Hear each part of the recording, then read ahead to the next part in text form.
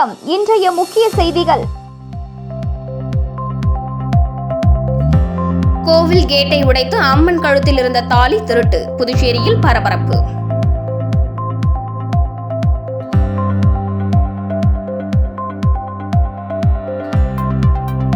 சாலை விபத்தில் தந்தையை இழந்த மகன் 10ஆம் வகுப்பு தேர்வில் 494 மதிப்பெண்கள் எடுத்து அசத்தல். கலெக்டராகி மக்களுக்கு சேவை செய்ய ஆசை.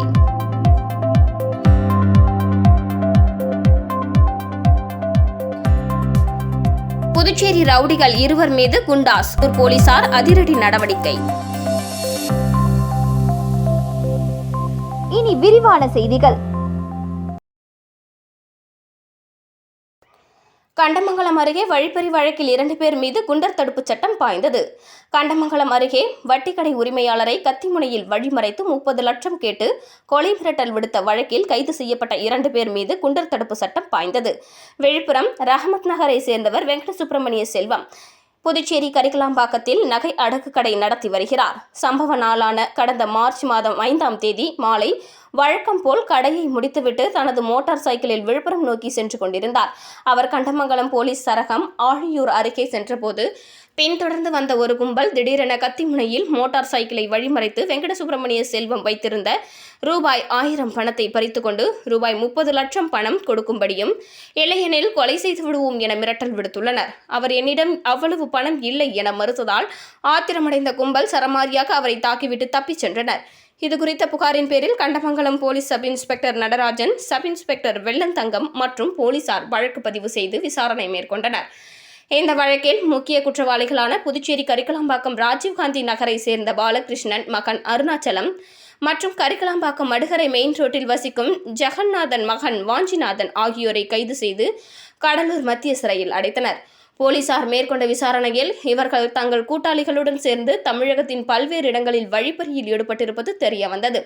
இதனையடுத்து வழிப்பறிக்கு மூளையாக செயல்பட்டு வரும் அருணாச்சலம், வாஞ்சிநாதன் ஆகியோரை குண்டர் தடுப்பு சட்டத்தின் கீழ் கைது செய்ய விழுப்புரம் மாவட்ட போலீஸ் எஸ்பி தீபக் சிவாஜ் பரிந்துரையின் பேரில் மாவட்ட கலெக்டர் பழனி இருவரையும் குண்டர் தடுப்பு சட்டத்தின் கீழ் கைது செய்ய உத்தரவிட்டார்.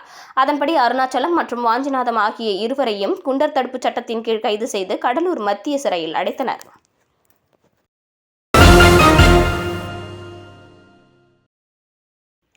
புதுச்சேரி கடலூர் சாலையில் வாலிபர் ஒருவர் சாலையை கடக்க முயன்றபோது எதிரே வந்த கார் அவர் மீது மோதாமல் இருக்க சாலையின் தடுப்பு கட்டையின் மீது மோதியதில் காரில் பயணம் செய்த 4 பேர் காயமடைந்து அரசு மருத்துவமனையில் சிகிச்சை பெற்று வருகின்றனர்.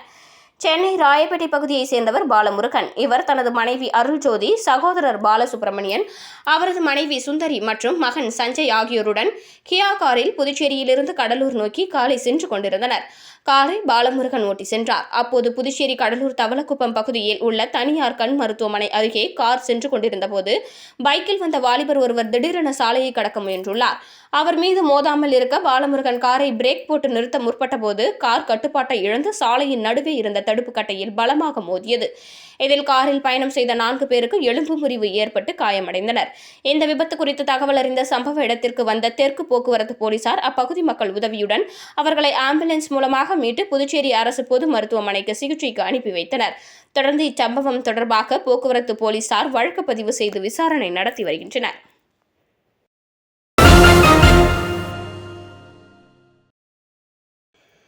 புதுச்சேரியில் காவலரான தனது தந்தையை சாலை விபத்தில் இழந்த மகன் அடுத்த சில மாதங்களில் நடைபெற்ற 10ஆம் வகுப்பு CBSE பொதுத் தேர்வில் 494 மதிப்பெண்கள் எடுத்து சாதனை படைத்துள்ளார். மேலும் தனது தந்தையின் ஆசைப்படி கலெக்டராகி மக்களுக்கு சேவை செய்ய விரும்புவதாக மாணவன் தெரிவித்துள்ளார். புதுச்சேரி முருங்கப்பாக்கம் பகுதியைச் சேர்ந்த அசோக்ராஜ் என்பவர் புதுச்சேரி காவல்துறையில் காவலராக பணிபுரிந்து வந்த நிலையில் கடந்த ஆண்டு நவம்பர் மாதம் 28ஆம் தேதி ராஜீவ்காந்தி சதுக்கம் அருகில் நடந்த சாலை விபத்தில் சம்பவ இடத்திலேயே பலியானார். இந்த நிலையில் அசோக்ராஜின் 14 வயது மகன் லோக்சந்தர் வாண்டர்பேட்டை பகுதியில் உள்ள அமலோற்பவம் தனியார் பள்ளியில் CBSE பாடத்திட்டத்தில் 10ஆம் வகுப்பு படித்து வந்த நிலையில் நேற்று வெளியான CBSE 10ஆம் வகுப்பு தேர்வு முடிவில் 494 மதிப்பெண்கள் எடுத்து 3ஆம் இடம் பிடித்து சாதனை படைத்துள்ளார். விபத்தில் தனது தந்தையை இழந்தாலும் தந்தை இறந்து 4 மாதத்தில் நடைபெற்ற 10ஆம் வகுப்பு தேர்வில் மாணவன் அதிக மதிப்பெண் எடுத்து தந்தைக்கு பெருமை சேர்த்துள்ளார். இதுகுறித்து மாணவன் லோகச்சந்தர் கூறுகையில், தனது தந்தையின் பிரிவு மிகுந்த வலியை அளித்ததாலும் தாய் லதா அளித்த ஊக்கத்தின் காரணமாக அதிக மதிப்பெண்கள் பெற முடிந்ததாகவும் தனது தந்தையின் ஆசைப்படி கலெக்டராகி மக்களுக்கு சேவையாற்ற விரும்புவதாகவும் தெரிவித்தார்.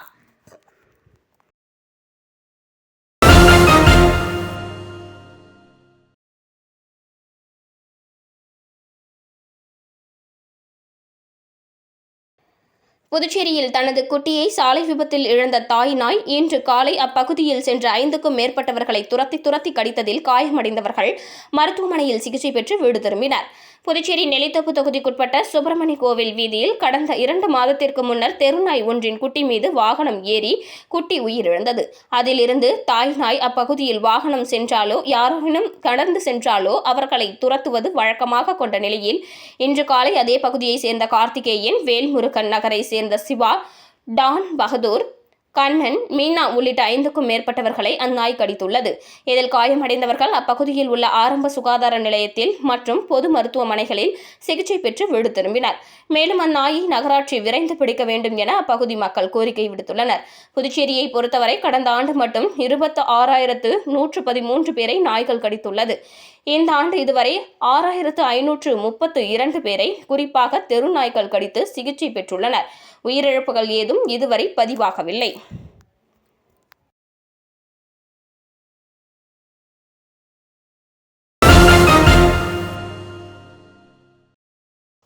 புதுச்சேரியில் பள்ளிகளுக்கு இடையே மாநில அளவிலான தடகள விளையாட்டுப் போட்டிகள் தொடங்கி நடைபெற்று வருகிறது.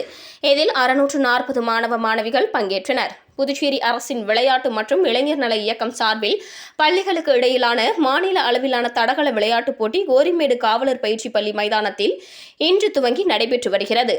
இதில் புதுச்சேரி, காரைக்கால், மாஹே, ஏனம் பகுதிகளைச் சேர்ந்த 640 மாணவ மாணவிகள் ஓட்டப்பந்தயம், குண்டு எறிதல், நீளம் தாண்டுதல், வட்டு எறிதல், ஈட்டி எறிதல் உள்ளிட்ட போட்டிகளில் பங்கேற்று விளையாடி வருகின்றனர். நாளை அரையிறுதி மற்றும் இறுதிப் போட்டிகள் நடைபெற உள்ளது. இதில் வெற்றி பெறும் மாணவர்களுக்கு பரிசு வழங்கப்பட்டு அவர்கள் மற்ற மாநிலங்களோடு நடைபெறும் விளையாட்டுப் போட்டிகளில் பங்கேற்க உள்ளனர். முன்னதாக இந்த விளையாட்டுப் போட்டியை துறை செயலாளர் அமர்நாத் தால்வடோ துவக்கி வைத்தார்.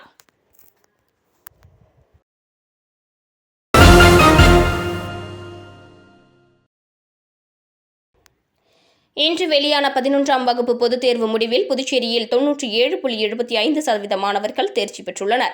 கடந்த மார்ச் 2024 நடைபெற்ற 11ஆம் வகுப்பு பொதுத் தேர்வை புதுச்சேரி மற்றும் காரைக்கால் பகுதியில் உள்ள தனியார் மற்றும் அரசு உதவி பெறும் பள்ளிகளைச் சேர்ந்த 3,909 மாணவர்களும் 3,701 மாணவிகளும் என மொத்தம் 7,610 மாணவர்கள் தேர்வு எழுதினர். இன்று வெளியான தேர்வு முடிவுகளின்படி 7,439 மாணவ மாணவிகள் தேர்ச்சி பெற்றுள்ளனர். இதில் 3,772 மாணவர்களும் 3,667 மாணவிகளும் அடங்குவர். ஒட்டுமொத்த தேர்ச்சி விகிதம் 97.75% ஆகும். மேலும் புதுச்சேரி மற்றும் காரைக்கால் பகுதியில் 100 பள்ளிகளைச் சேர்ந்த மாணவர்கள் 11ஆம் வகுப்பு பொதுத் தேர்வை எழுதிய நிலையில் 53 பள்ளிகள் 100% தேர்ச்சியை பெற்றுள்ளன.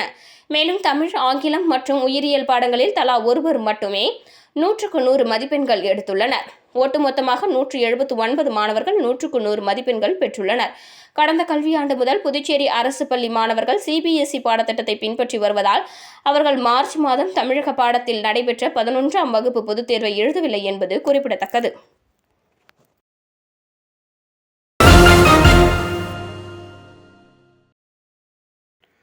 சூலத்தால் அம்மன் கோவிலின் கருவறை கோட்டை உடைத்து அம்மன் கழுத்தில் இருந்த 1 சவரன் தங்கத்தாலி, செயின் மற்றும் உண்டியலை உடைத்து பணம் திருடி சென்ற மர்ம நபர்களை போலீசார் தேடி வருகின்றனர்.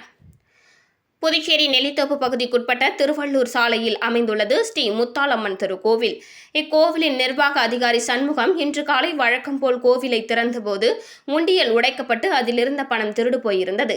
தொடர்ந்து அவர் உள்ளே சென்று பார்த்தபோது கோவில் கருவறை கேட் உடைக்கப்பட்டு அங்கு இருந்த அம்மன் கழுத்தில் இருந்து 1 சவரன் தங்கத்தாலி செயினும் திருடு போய் இருப்பதைக் கண்டு அதிர்ச்சி அடைந்த அவர் இது தொடர்பாக உருளையன்பேட்டை காவல் நிலையத்திற்கு அளித்த தகவலின் பேரில் சம்பவ இடத்திற்கு வந்த போலீசார் நடத்திய முதற்கட்ட விசாரணையில் கோவிலின் பின்புறம் சுவர் இல்லாததால் அவ்வழியாக வந்த திருடர்கள் கோவிலில் இருந்த சூலத்தால் உண்டியலை உடைத்து பணத்தை திருடிக்கொண்டு பின்னர் அதே சூலத்தால் கோவில் கருவறை வெளிகேட்டின் பூட்டை உடைத்து உள்ளே சென்று அம்மன் கழுத்தில் இருந்த தங்கத்தாலியை திருடி சென்றது தெரிய வந்துள்ளது.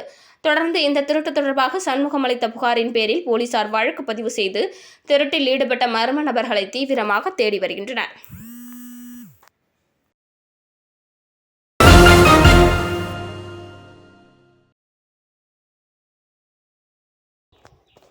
வில்லியனூர் அருள்மிகு கோகிலாம்பிகை உடனுரை திருக்காமீஸ்வரர் ஆலய பிரம்மோற்சவ தேர் திருவிழாவினை முன்னிட்டு கொடியேற்றம் நடைபெற்றது.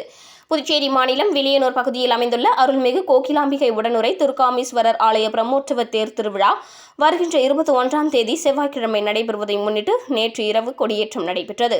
இதில் திரளான பக்தர்கள் கலந்து கொண்டு கொடியேற்ற நிகழ்ச்சியை கண்டுகளித்து சுவாமி தரிசனம் செய்தனர். தொடர்ந்து சுவாமிக்கு மகா தீபாராதனை காண்பிக்கப்பட்டது. இதில் முக்கிய நிகழ்வாக ஒவ்வொரு நாளும் சுவாமி மின் அலங்காரத்துடன் வீதி உலா புறப்பட்டு நடைபெறும். இதில் முக்கிய நிகழ்வாக வருகின்ற 16ஆம் தேதி வியாழக்கிழமை பாரிவேட்டை நிகழ்ச்சியும், 20ஆம் தேதி திங்கள் அன்று திருக்கல்யாண உற்சவமும், 21ஆம் தேதி செவ்வாய்க்கிழமை அன்று திருத்தேர் வீதி உலா நடைபெறுகிறது. அதனைத் தொடர்ந்து 22ஆம் தேதி புதன்கிழமை தெப்பல் உற்சவமும், 23ஆம் தேதி வியாழக்கிழமை முத்துப்பல்லக்கு உற்சவம், 24ஆம் தேதி வெள்ளிக்கிழமை விரையாற்றி உற்சவம் நடைபெறுகிறது. நிகழ்ச்சிக்கான ஏற்பாட்டினை அருள்மிகு கோகிலாம்பிகை உடனுரை திருக்காமீஸ்வரர் திருக்கோவில் நிர்வாக அலுவலர் சிவாச்சாரியார்கள், ஆலய ஊழியர்கள், சிவனடியார்கள் மற்றும் வில்லியனூர் ஊர் பொதுமக்கள் வெகு சிறப்பாக செய்து வருகின்றனர்.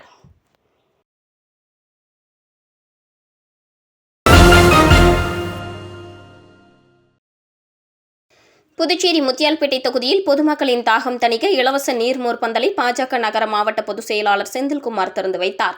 புதுச்சேரியில் நாளுக்கு நாள் கோடை வெயிலின் தாக்கம் அதிகரித்து வருகிறது. வெயிலின் தாக்கத்தால் பொதுமக்கள் வீட்டை விட்டு வெளியே வர முடியாத சூழலில் கோடை வெயிலில் பொதுமக்கள் தாகம் தணிக்க புதுச்சேரி நகர மாவட்ட பாஜக பொதுச் செயலாளர் செந்தில்குமரன் தலைமையில் முத்தியால்பேட்டை ஸ்ரீ அருள்மிகு ஏழை மாரியம்மன் கோவில் எதிரில் கோடை வெயிலை முன்னிட்டு மக்களுக்கு இலவச நீர்மோர் பந்தல் திறப்பு விழா நடைபெற்றது.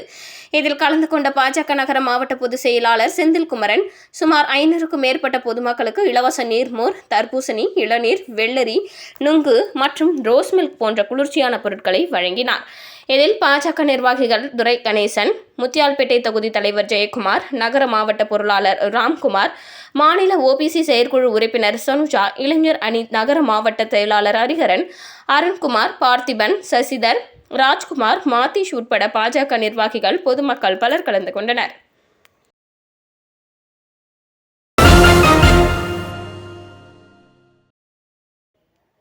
வடமரைக்காட்டில் அமைந்துள்ள ஸ்ரீ வீர மகாகாளி அம்மன் ஆலயத்தில் வைகாசி மகோத்சவ பால்குட அபிஷேக நிகழ்ச்சியில் ஏராளமான பக்தர்கள் கலந்து கொண்டு சுவாமி தரிசனம் செய்தனர்.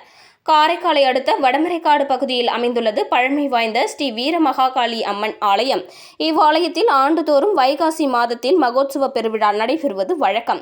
இந்த ஆண்டு மகோத்சவ பெருவிழா கடந்த 8ஆம் தேதி பந்தல்கால் முகூர்த்தத்துடன் துவங்கியது. தொடர்ந்து அம்மனுக்கு சிறப்பு அபிஷேக ஆராதனை நடைபெற்று வந்தது. விழாவின் முக்கிய நிகழ்ச்சி நாளான இன்று திரவிய பொடி, மஞ்சள், பால், தயிர் உள்ளிட்ட பல்வேறு திரவியங்களால் ஸ்ரீ வீரகாளி அம்மாளுக்கு சிறப்பு அபிஷேகம் நடைபெற்றது. முன்னதாக பக்தர்கள் பால் குடம் எடுத்து மங்கள வாத்தியங்கள் முழங்க ஆலயத்தை வலம் வந்து அம்மனுக்கு பால் அபிஷேகம் செய்தனர். அதனைத் தொடர்ந்து பல வண்ண மலர்களால் அலங்கரிக்கப்பட்டு அம்பாள் பக்தர்களுக்கு காட்சி அளித்தார். அப்போதுக்கும் அம்மனுக்கு மகா தீபாராதனை காண்பிக்கப்பட்டது. பால்குட அபிஷேக நிகழ்ச்சியில் ஏராளமான பக்தர்கள் கலந்து கொண்டு அம்மனை வழிபாடு செய்தனர். பால்குட ஊர்வலத்தின் போது பக்தர்கள் பக்தி பரவசத்துடன் ஆடியது காண்போரை கவரும் விதமாக இருந்தது. 22ஆம் தேதி அம்மன் வீதி உலா நிகழ்ச்சியும், 26ஆம் தேதி விளையாட்டு நிகழ்ச்சியும் வைகாசி மகோத்சவ திருவிழா நிறைவு பெறுகிறது.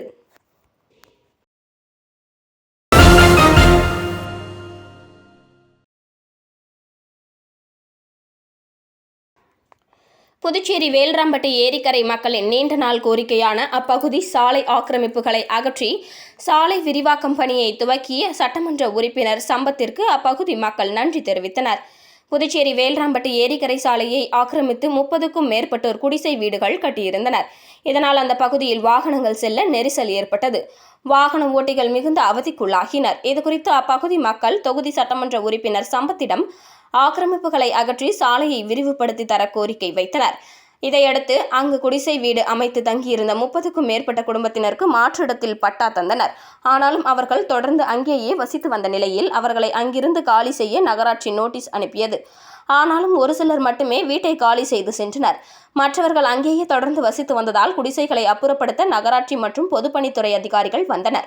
ஏற்கனவே சிலர் வீடுகளை காலி செய்திருந்தனர். மீதமுள்ளவர்களை பொருட்களை எடுத்து செல்லுமாறு அறிவுறுத்தினர்.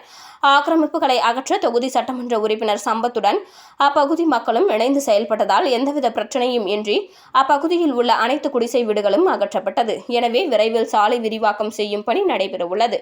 அப்பகுதி மக்களின் நீண்ட நாள் கோரிக்கையான ஏரிக்கரை கடற்கரை சாலை விரிவாக்கம் பணி தற்போது நடைபெறவுள்ள நிலையில் இதற்காக முயற்சி எடுத்து பணியை விரைந்து செய்து முடித்த சட்டமன்ற உறுப்பினர் சம்பத்திற்கு அப்பகுதி மக்கள் நன்றி தெரிவித்தனர்.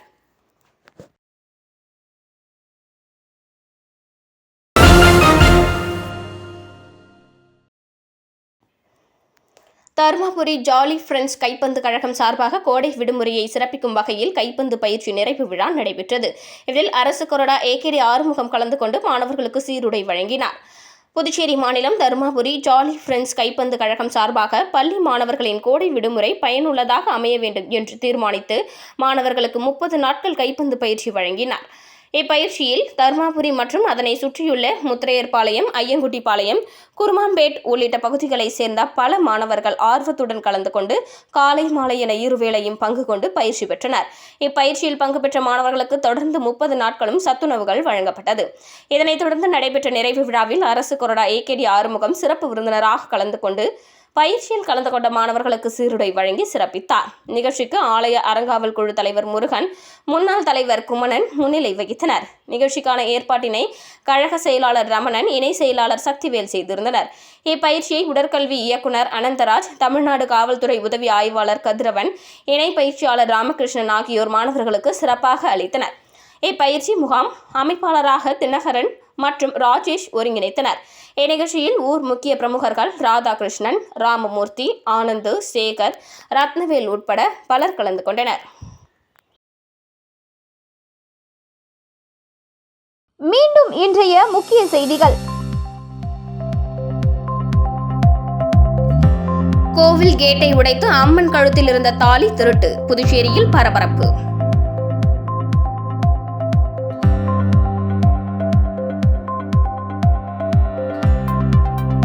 சாலை விபத்தில் தந்தையை இழந்த மகன் 10ஆம் வகுப்பு தேர்வில் 494 மதிப்பெண்கள் எடுத்து அசத்தல். கலெக்டராகி மக்களுக்கு சேவை செய்ய ஆசை.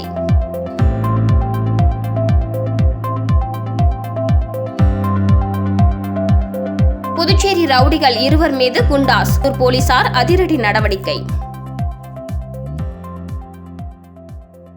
இத்துடன் இன்றைய செய்திகள் நிறைவடைந்தன. வணக்கம்.